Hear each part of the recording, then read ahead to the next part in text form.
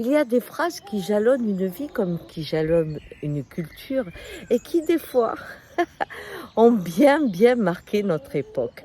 Je me souviens de l'arrivée de la télé. J'étais petite, hein, bien sûr, et ma grand-mère regardait Catherine Langer comme si c'était sa voisine et lui disait bonjour quand elle apparaissait. Mais quand le président de la République, De Gaulle, apparaissait, eh bien, j'avais l'impression que les adultes se tenaient un peu mieux ou un peu plus droit, comme si ils venaient dans leur cuisine raconter ce qu'on allait faire. Il y avait quelque chose de solennel à ce moment-là. La télé était un invité. C'était étonnant. Et mon grand-père, un jour, a dit cette phrase qui m'a trotté dans la tête pendant des années.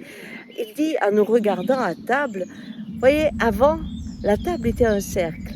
Depuis qu'il y a la télé, c'est un demi-cercle. Tous nos regards sont posés sur elle. Et très vite, il a dit, on n'aura plus de télé à table. Mais il venait de dire quelque chose qui marquait notre époque. On est souvent avec un écran entre nous.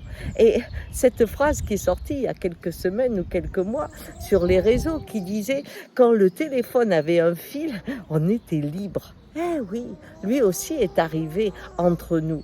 Et quelle phrase on pourrait dire aujourd'hui? Est-ce que je peux dire toi et moi? Non, il y a toi, moi et nous, parce qu'il nous laisse jamais tranquilles. Il est devenu une prolongation de soi-même.